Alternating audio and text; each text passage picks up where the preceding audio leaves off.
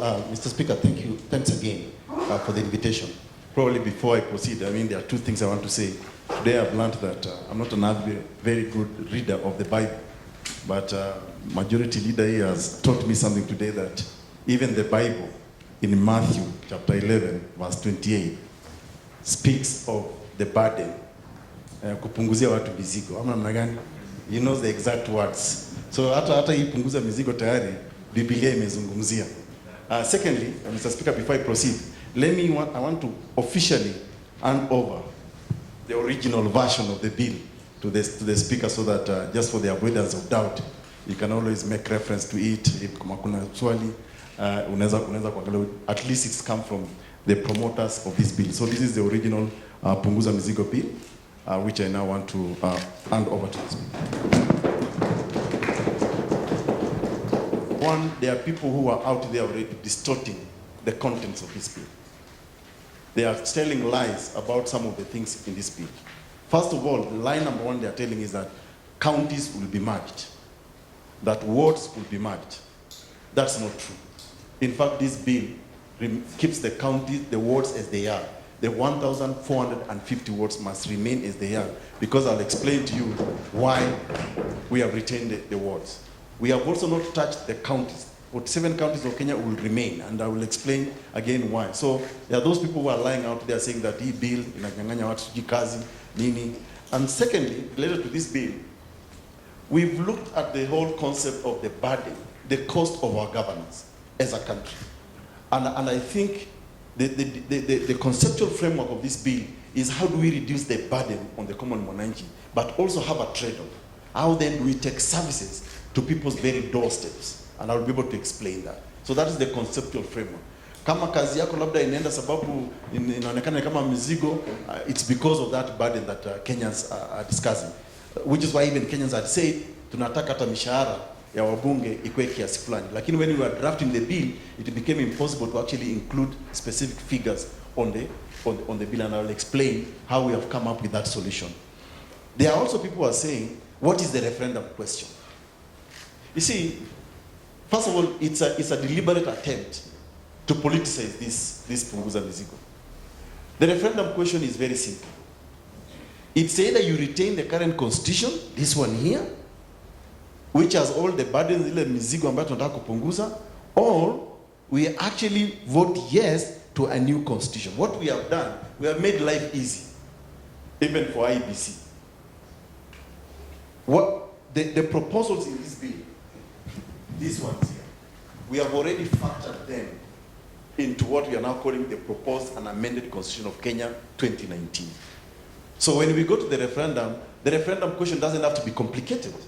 It's either yes to a new constitution which has reduced the burden on the common mwananchi, or you can say no and retain the mizigo that we are now struggling with.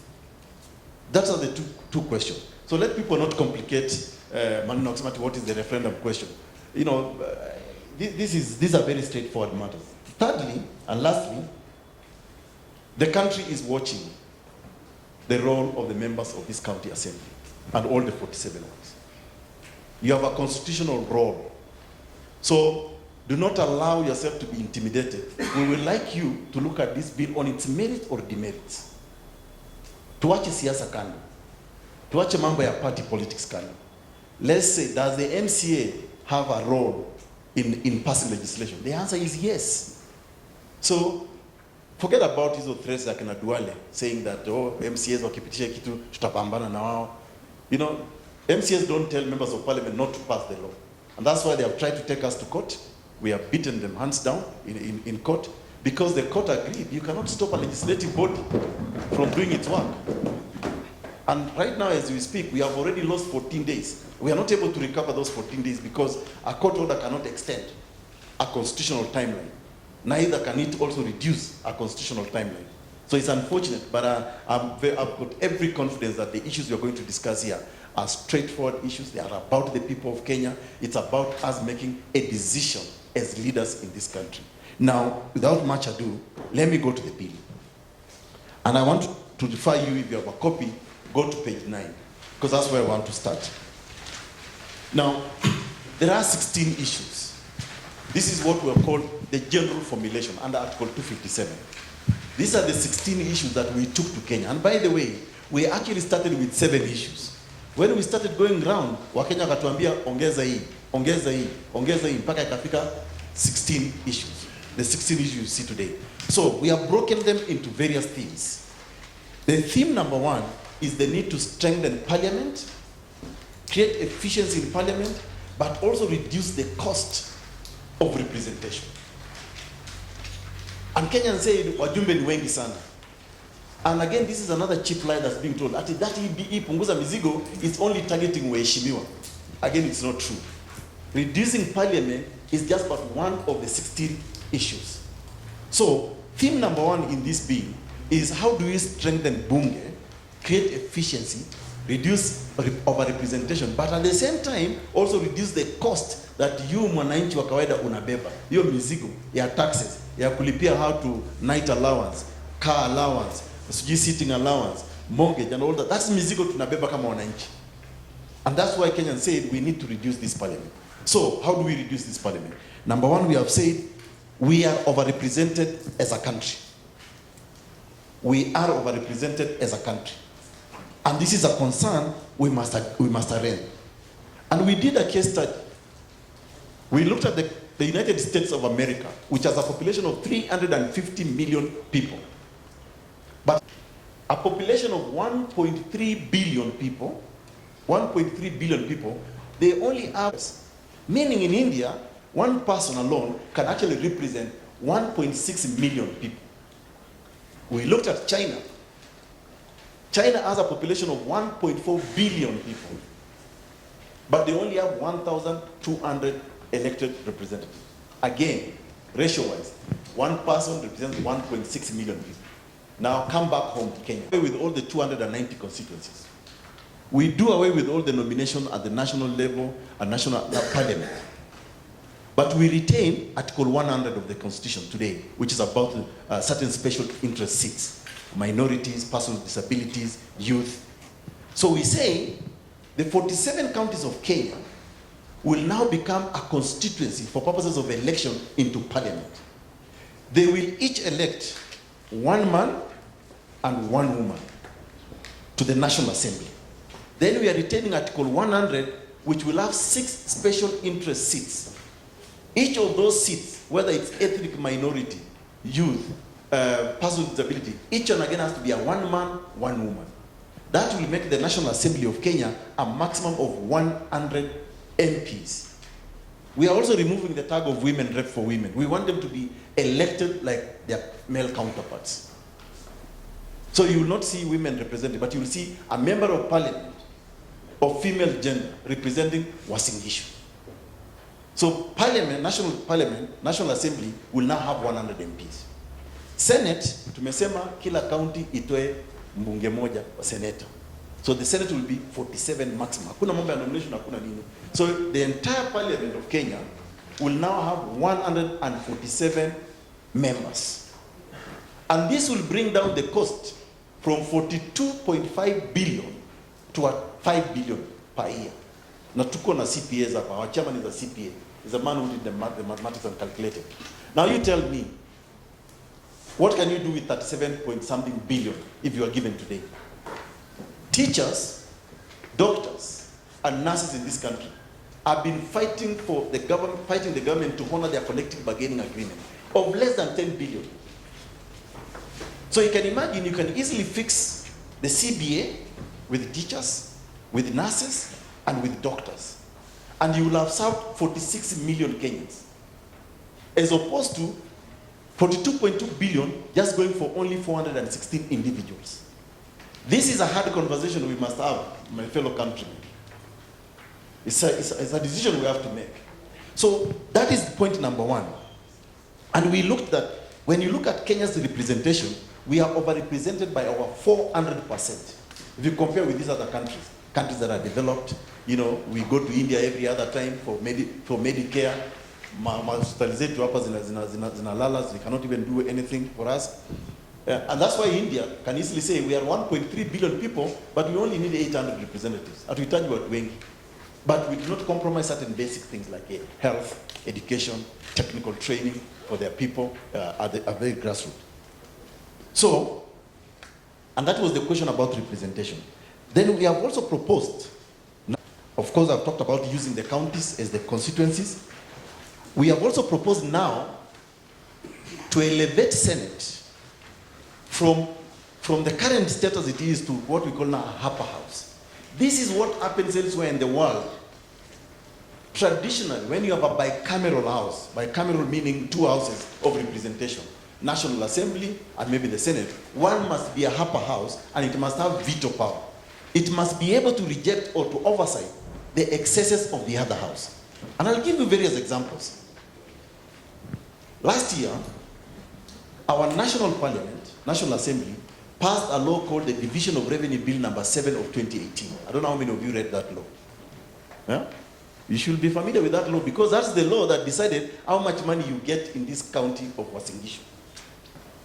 And what National Assembly did, they used the financial years of 2013-2014 to divide revenue to come to you. And that revenue account, that audited accounts was 937 billion in that fiscal year. Instead, the constitution is saying, for you to divide revenue, to bring money to the counties of Kenya, you must use the most recent audited accounts. The most recent audited accounts are those of financial year 2016-2017, which is 1.4 trillion Kenya shillings. So when Parliament, which was not being checked, passed Revenue Bill number 7 of 2018, it actually denied the people of Kenya in excess of 500 million Kenya shillings. They could not account. And don't be surprised, hii ndio ile pesa inaingia kwa NYS1, akina Ngirita, akina Kafura, wanapitia hapo na mabagi, wanabeba na wanaenda nazo. And that's why we don't agree when they say anti-corruption happens at the counties. It may be true. Tuongee tu kweli. What is the value of our representation? What is the value? Can you say actually I'm being represented as a Kenyan? Yet people are costing us a lot of money. The only time wanakubaliana to do that, we have proposed the following. One, we now need to increase more money ikuje kwa counties. Because the truth for the matter, the people of Kenya are in the counties, they're in the villages, they're in the wards that you represent. That's what we are proposing, at least 35%. It can even be 50, even 60, because that's where people are. So, first, to strengthen devolution, let's send more money to the county. At least 35%. After 50, depends with you guys. Hii ikipita kama sheria, you can pass a lawyer that says we even need 50% or 60% of the money to come to the counties. And this way, we will achieve real inclusivity. Hata mimi kama natoka huko sehemu za Turkana huko sijui Todonyang, nikijua ward yangu inapata pesa ya maendeleo, you know, I'll feel the same as somebody who is representing kama in ward gani tuko same. Yes. So we all feel equal, and that's why we feel with Punguza Mzigo sending more money to the counties, but to be used at the ward level, then we are addressing real inclusivity. Inclusivity in this country can never be achieved because you want to expand the executive who accommodate all 3 or 4 people because that they represent a certain region or a certain tribe. Kama ni hivyo basi tufanye cabinet ikuwe 47 tribes or 44 tribes. Ndio then to achieve real inclusivity. Because hata saa hizi, I'm even thinking even in the next say 30 or 50 years, a Kalenjin may not be able to become the governor of Turkana. Or maybe a Turkana becoming the governor of Uasin Gishu. That already is representation. Look at our counties the way they are. You're looking at predominantly the tribes. That's already representation. Look at our wards. That's already representation. Kwani what is this other representation tunataka at the executive level? So for us, if you send more money to the counties, you are achieving real inclusivity. And we have proposed also now on page 12, we now use the 1450 wards, 1,450 wards, as the units of accelerating development. We are saying, with more money coming to the county now, we want to see money go beyond county headquarters. Because the truth for the matter is this. Leo hii kama wewe MCA usikizani na governor wako. Yeah? Today, if an MCA is not in good terms with his governor, or even MP, the people in that ward are collectively being punished. True or false? Na sisi tunasema maendeleo katika nchi and services, health, education, water, security, those are rights of Kenya. You don't have to beg. That's why we want to see development beyond county headquarters. And that's why we are saying we are retaining the 1450 wards. But we now rechannel money that come to the county to the ward level for purposes of accelerating that development. We are retaining at the national level. Our women are as important as men.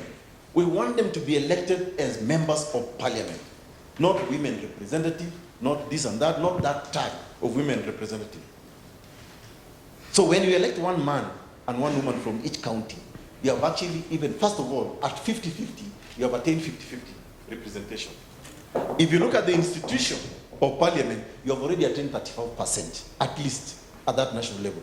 And with that political voice, you know, we have ended this gender imbalance, gender inequality that we are now struggling with, even with this Jubilee administration today. Even cabinet is not gender balanced.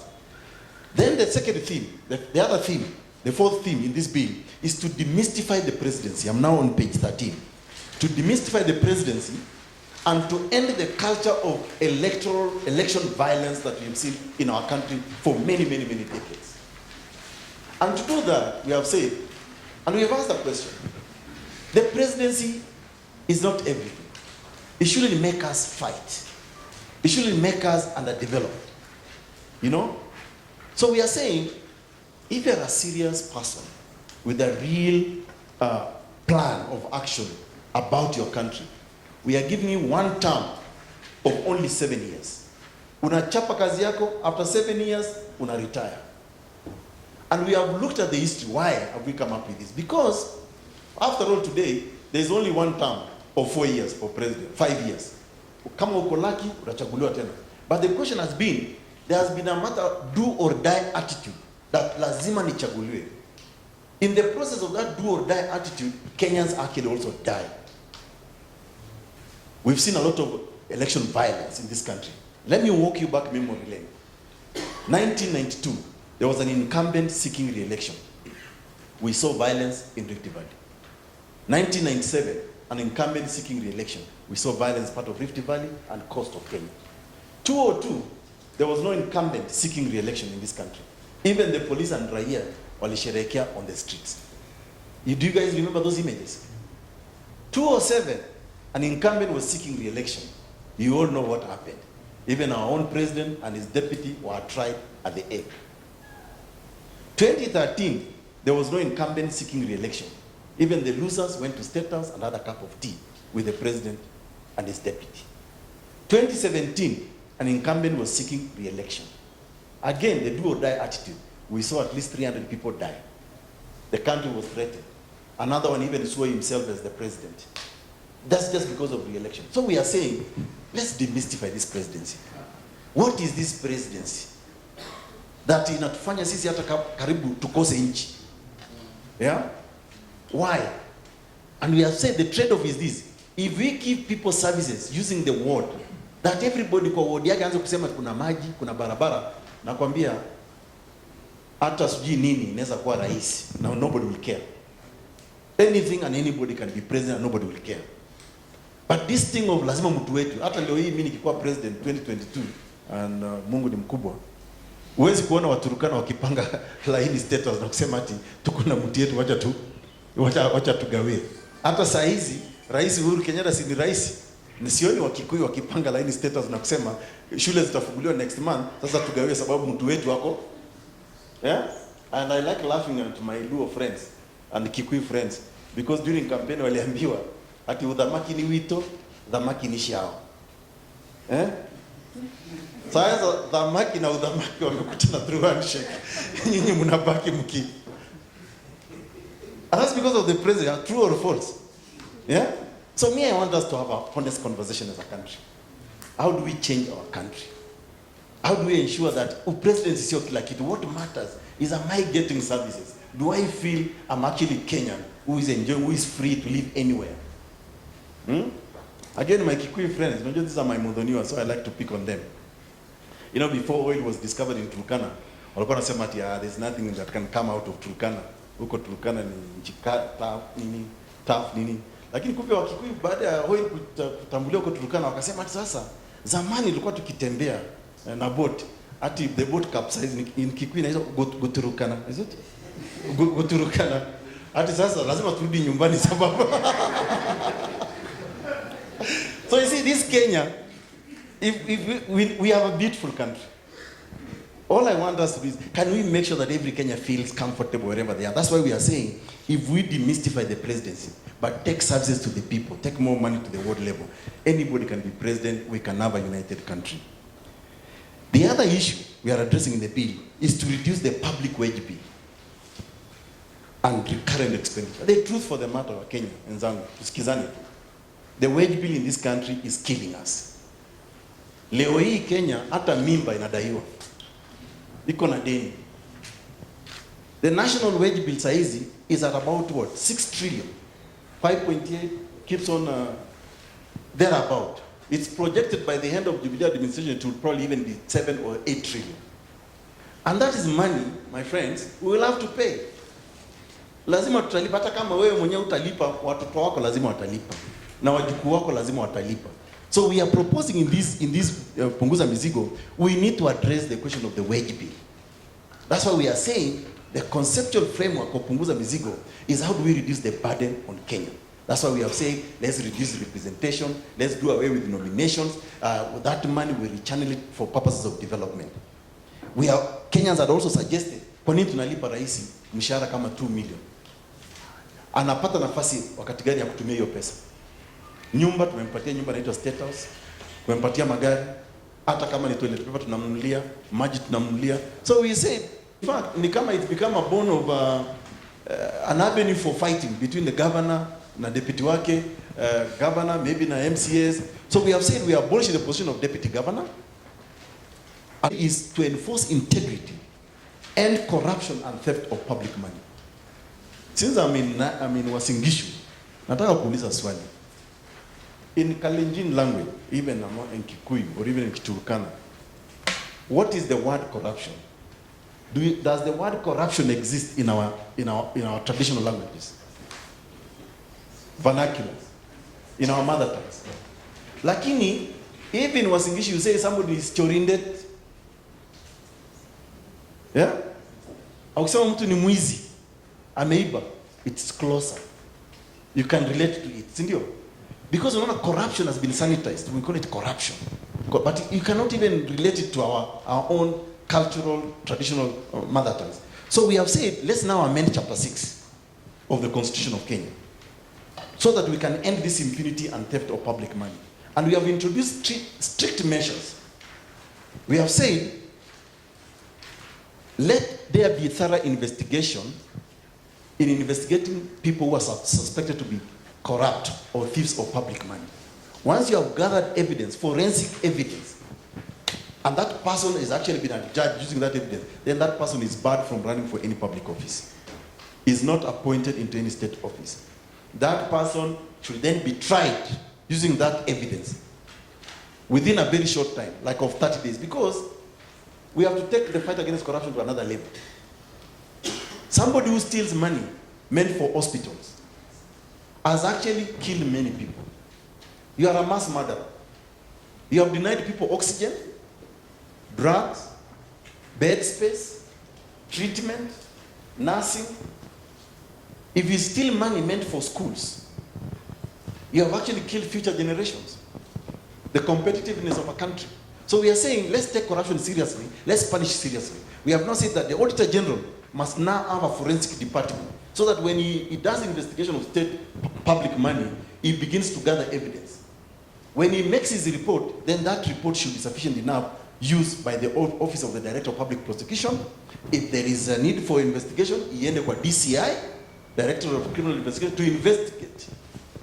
So that hii mambo ya kamata watu Friday, Saturday, alafu Monday, unasema tena, oh, sina time, nataka more time to investigate. Why did you rush to arrest people? So we are saying, let's fight corruption, but let's fight it honestly. Sio mambo ya selective. Tunataka ku secure how you fight corruption through the Constitution.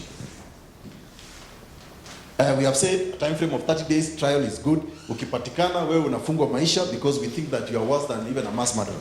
The last theme in the bill, the cost of running elections.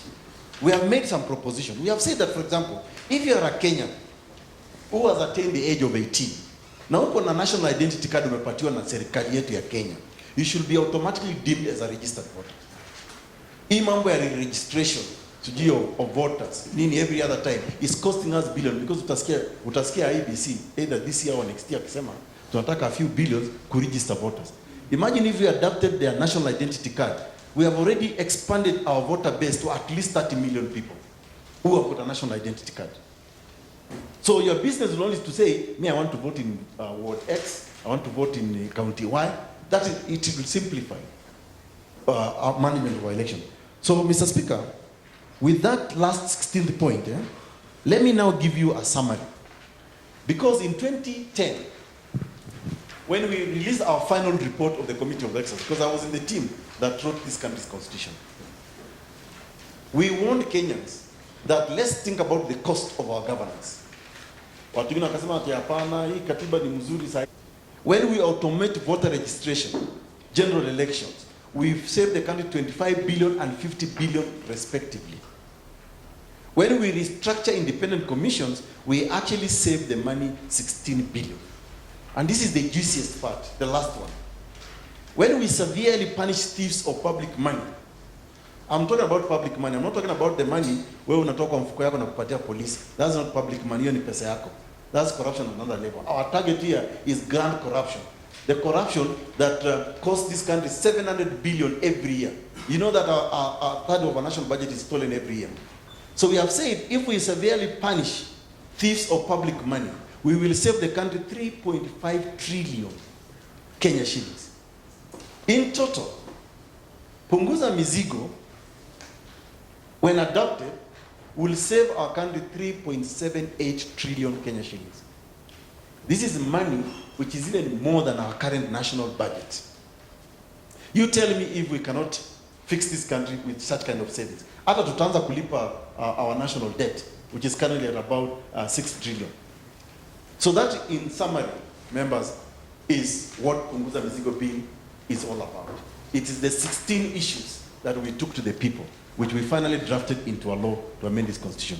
It is not what people are saying, ati tunanyang'anya watu makazi, you know, and sio kuongezea watu mizigo. Kuna wengine wanataka kuongeza mizigo, lakini sisi tunataka kupunguza mizigo. And as I said, even the Bible imekubali at Matthew 11 verse 28.